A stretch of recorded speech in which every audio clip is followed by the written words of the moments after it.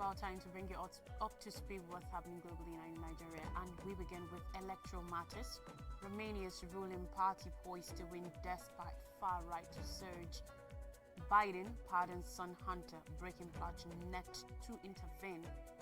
Putin OK's record defense budget, a third of a total. United Nations votes toll on 3T to curtail global plastic pollution. And Georgia protests grow as Prime Minister rejects calls for fresh polls. Stay with me for these and more stories. On electoral matters, Romania's governing left-wing party is set to keep its majority in parliament following general polls, but will face off against a rising far-right opposition with an added number of seats. On Sunday, election results showed the governing Social Democratic Party (SDP) with 24% of the vote and the Right Alliance for Uniting Romanians with around 18%. The National Liberal Party, a Christian Democratic Party and a member of SDP's governing coalition, had 14% of the vote, and the Reformist Safe Romania Union was on 10%. According to government figures, the election is on track to have the highest vote turnout for a parliamentary election in 20 years, with polling showing that over 52.3% of eligible voters, over 9 million people, voted for the next Prime Minister and Parliament. Final results will not be known until election officials count ballots from the hundreds of thousands of Romanians who live abroad, who are expected to lean towards conservative parties. The election comes at a time of rising backing for ultranationalist and anti-establishment parties that pose a challenge to Romania's pro-European Union and pro-Ukraine stances under the present governing coalition. Romania is a member of NATO and has strongly supported Ukraine in its efforts to counter Russia's invasion, including by recently announcing plans to donate one of its Patriot missile systems to its neighbor. Other issues in the election campaign included Romania's deficit, which at 8% of gross domestic product (GDP) is the highest in European Union. Last week, Romanian voters turned international observers by supporting right populist Călin Georgescu in the first round of voting for Romania's next president. Georgescu, 62, was predicted to win less than 10% of votes, but beat left-leaning reformist Elena Lesconi, 52, and Prime Minister Marcel Ciolacu, 57. On December 8th, he will next face off against Lesconi in a second round of voting. An independent Georgescu was earlier affiliated with the Alliance for Uniting Romanians and has attracted controversy with his praise of past ultra-nationalist and fascist Romanian leaders. He has also lauded Russian leader Vladimir Putin, describing him as a man who loves his country, and described Ukraine as an invented state, according to report. Georgescu's success has been attributed in part to his effective use of the video sharing platform TikTok, where he has amassed some 274,000 followers and more than 3.7 million views. On judicial matters, Joe Biden, United States President, has exonerated his son Hunter of firearms and tax convictions in spite earlier vowing not to use his presidential authority to grant him clemency. On Sunday, Biden said his son had been signaled out and selectively and unfairly prosecuted due to his family name. There has been an effort to break Hunter, who has been 5.5 years sober, even in the face of unrelenting attacks and selective prosecution, Biden said in a statement released by the White House. In trying to break Hunter, they've tried to break me, and there's no reason to believe it will stop here. Enough is enough. Explaining his decision, Biden said throughout his career he had followed the principle of telling the public the truth out of a belief that Americans are fair-minded. Yes, the truth, and I quote, "I believe in the justice system, but as I have wrestled with this, I also believe raw politics has infected this process and it led to a miscarriage of justice. And once I made this decision this weekend, there was no sense in delaying it further," Biden said. "I hope Americans will understand why a father and a president will come to this decision." Biden's announcement comes weeks before Biden Hunter was set to face sentencing for a string of felonies connected to making a false statement about his drug use during a gun background check and failing to pay at least $1.4 million in taxes. The outgoing president decision is likely to trigger debates about the independence of the United States justice system, which is already in the spotlight amid cautions by critics that President-elect Donald Trump plans to use law enforcement agencies piled with loyalists to aim his political rivals. Trump, who faced a string of criminal cases before his re-election, all but assured that he will not suffer serious legal consequences, blasted the pardon as an abuse of power. The younger Biden had faced a maximum of 25 years in prison in the tax case and 17 years in the firearms case, though he will have almost certainly received much less severe punishment under federal sentencing guidelines. Special counsel Davis Weiss, who was appointed by Attorney General Merrick Garland to investigate the allegations against Hunter Biden, brought the charges after an earlier plea deal collapsed under scrutiny from a judge. Now on Russia-Ukraine war, Russian President Vladimir Putin has agreed on a record-breaking defense budget, setting aside an outstanding third of the government's total spending as the war in Ukraine drains resources from both sides closely 3 years on. The budget for 2025, which was published on Sunday, allocates closely 126 billion US dollars, that's 13.5 trillion rubles, to national defense, totaling to 32.5% of government spending. The defense budget is about 28 billion US dollars, that's 3 trillion rubles, higher than the former record set this year. The new 3-year budget forecasts a slight decrease in military spending for 2026 and 2027. Lawmakers in both houses of the Russian parliament approved the budget. Russia's war in Ukraine is the biggest conflict in Europe since World War II. Moscow is presently making gains at major spots along the front lines and fighting a counter-offensive in Kursk region, the site of Kyiv's only major military success this year.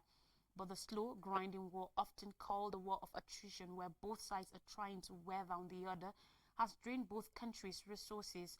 Ukraine has always been on the back foot when it comes to both material and manpower, though it has received billions of dollars in help from its Western allies. How much aid will continue to come from the United States once President-elect Donald Trump takes office remains to be seen. Meanwhile, Russia has more weapons, more ammunition, and more people, but the strain on its economy and population is rising. Russia has massively surged its military spending over the past 2 years, and its economy is now showing signs of overheating. Inflation is running high, and companies are facing labor shortages. Trying to control the situation, the Russian central bank has raised interest rates to 21% in October, the highest in decades.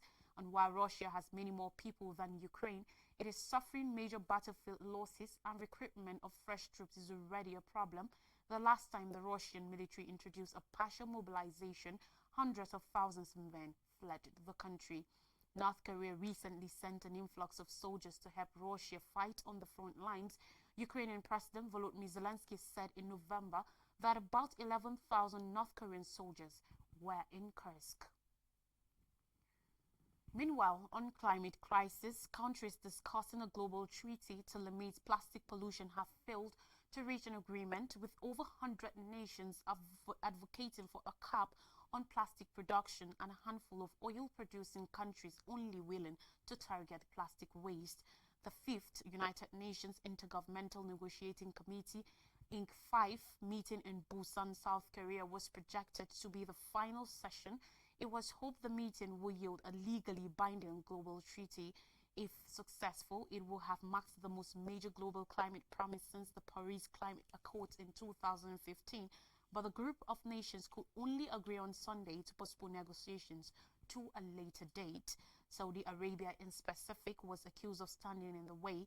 The country strongly opposed efforts to reduce plastic production and used procedural tactics to delay progress. Inger Anderson, Executive Director of the United Nations Environment Programme, said, according to reports, that it is clear that there is still persistent divergence. One plan that received noteworthy international backing was proposed by Panama on Thursday.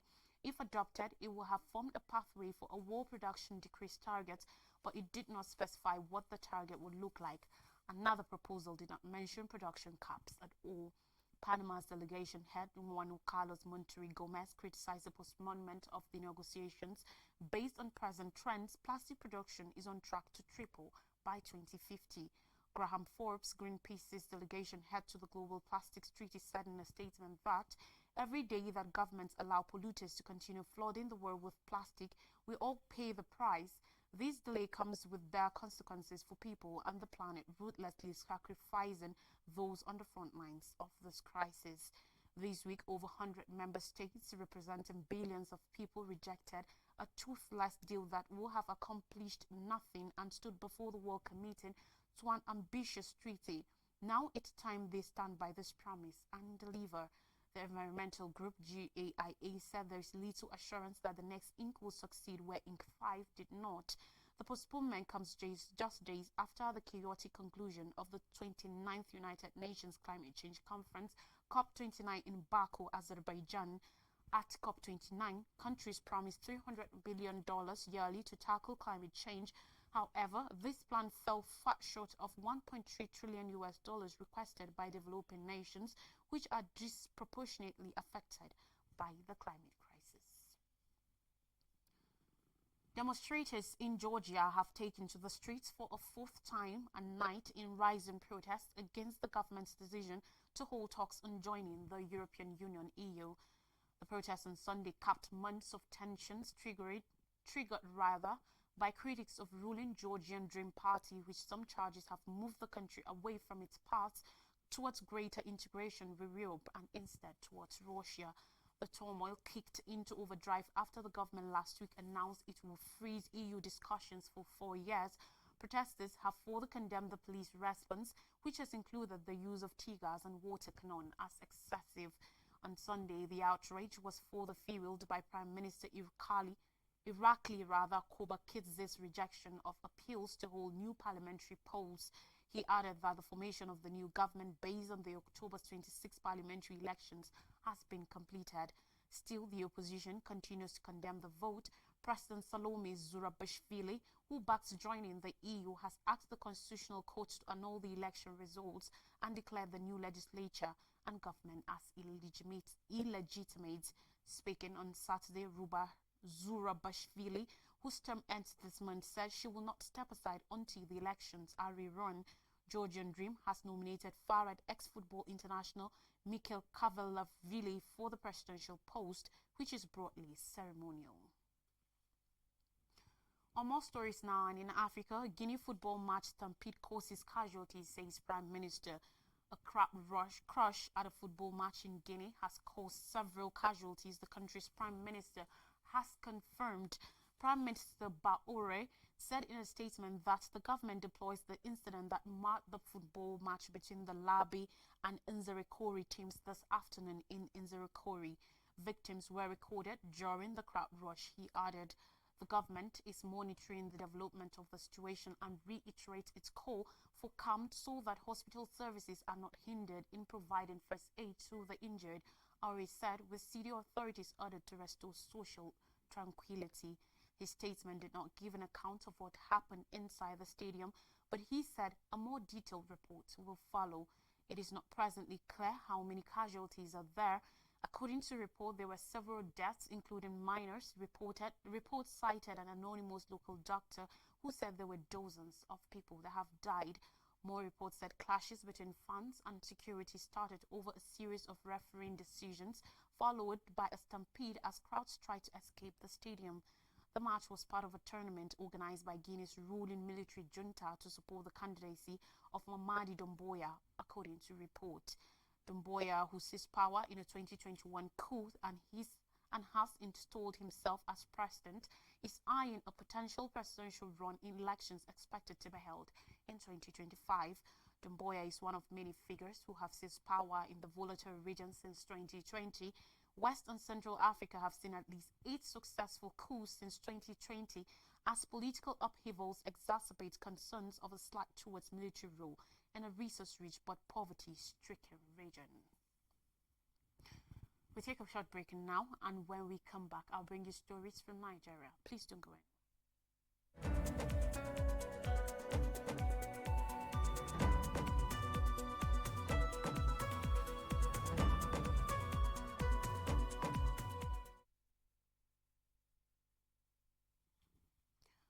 Welcome back and thanks for staying with us. We continue with stories from Nigeria and we begin with tax reforms Reps halt debate as northern governors intervene.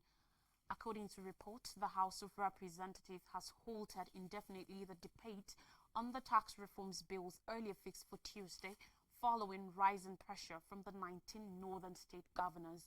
The scheduled debate was called off in a memo signed by the Clerk of the House of Representatives, Dr. Yahya Danzaria, as 73 northern lawmakers kicked against the bills.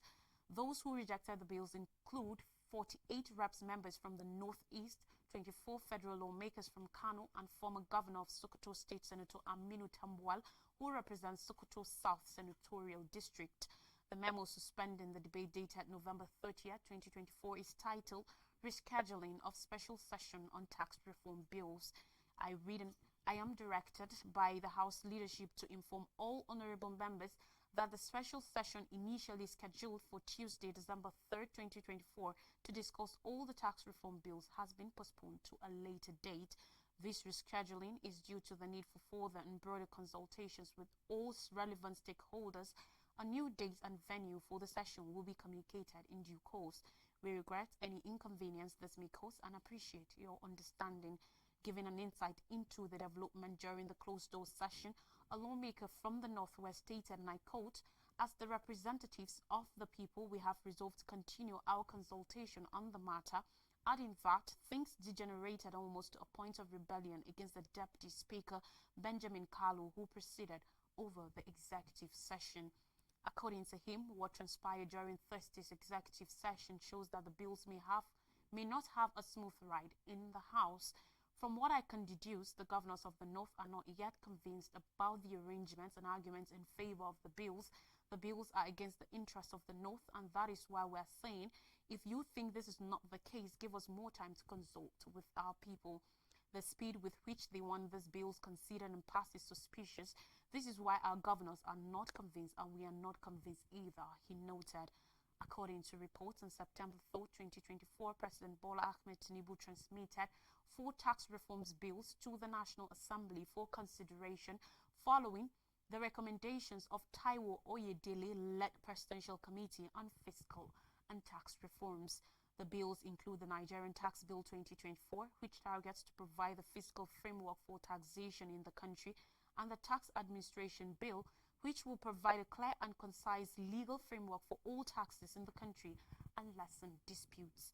Others are the Nigeria Revenue Service Establishment Bill, anticipated to revoke the Federal Inland Revenue Service Act and form the Nigeria Revenue Service, as well as the Joint Revenue Board Establishment Bill, which will create a tax tribunal and a tax ombudsman.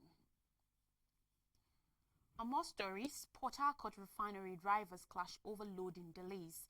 The Port Harcourt Refinery Company (PHRC) and Petroleum Tanker Drivers (PTD) are at loggerheads over the overloading of products at the refinery. While PHRC accused tanker drivers of being responsible for the low pace of loading of petroleum products at the facility, PTD, through its umbrella body, the Nigeria Union of Petroleum and Natural Gas Workers (NUPENG), dismissed the allegation, saying the company was being economical with the truth. Meanwhile, Major Energy Marketers Association of Nigeria (MEMAN), Petroleum Products Retail Outlets Owners Association of Nigeria (PETRON), and National President Independent Petroleum Marketers Association of Nigeria (IPMAN) said they were set to leave products and were working on it. Yesterday, according to reports, at the Area 5 of the refinery, about 3 p.m. local time, refining of petroleum products was ongoing. A source in the facility said the refinery produces daily, adding that it has maintained its production status as revealed earlier on Tuesday. Also at the loading bay of the refinery, 3 trucks were being loaded while 7 others were standing by within the bay to be loaded. It was observed that of the 18 loading points in the facility, only 3 were in use. It was further observed that only tankers with NNPCL emblem were loading and seen within the premises of the refinery. Although the facility was not bustling with life, operations were ongoing within the loading bay and the production area. And finally, on the news on international matters, Tinubu to co-chair 11th Binational Commission session. On Monday, President Bola Tinubu will leave France for Cape Town, South Africa, to co-chair the 11th session of the Nigeria-South Africa Binational Commission alongside President Cyril Ramaphosa. According to a statement released on Sunday by Bayo Onanuga, Special Advisor to President Tinubu on Information and Strategy, the presidential BNC set for Tuesday 2nd December will be preceded by a ministerial meeting on 2nd December at the South African Parliament building in Cape Town. Tinubu and Ramaphosa will engage in substantive discussions on a broad range of issues of mutual interest, including bilateral, regional, and international matters. Building on the commitments from their 20th June meeting in Johannesburg shortly after Ramaphosa's inauguration for a second term in office, the two leaders will review the progress achieved since the 10th session of the BNC held in Abuja from 29th November to 1st December 2021. The statement noted that the 11th session of the BNC will feature negotiations across 8 working groups, each centering on a specific area of mutual interest. These include political consultations, consular and migration, banking and finance, defense and security, manufacturing, social sector, mines and energy, and trade and investment. Officials of both countries will sign many memorandum of understanding MOUs and agreements at high-level meeting. The Nigeria-South Africa Binational Commission was created in 1999 to further boost the ties of friendship and cooperation between the two nations. The first session at the heads of state level was held in October 2019 in Pretoria. The BNC provides a platform for sustaining high-level dialogue and promoting cooperation in critical areas such as diplomacy, economy, trade, security, and other areas of mutual interest. This year's meeting is principally significant as it coincides with the 25th anniversary of the Commission, a testament to the enduring friendship and cooperation between Nigeria and South Africa. To refresh our memories, Romania's ruling party poised to win despite far-right surge. Biden pardons son Hunter, breaking pledge not to intervene. Putin okay's record defense budget, a third of total. United Nations talks stall on treaty to curtail global plastic pollution. And Georgia protests to grow as Prime Minister rejects calls for fresh polls. And that's all on the news. Thanks for watching. I am Lois Strikey. Have a blessed week ahead. Bye for now.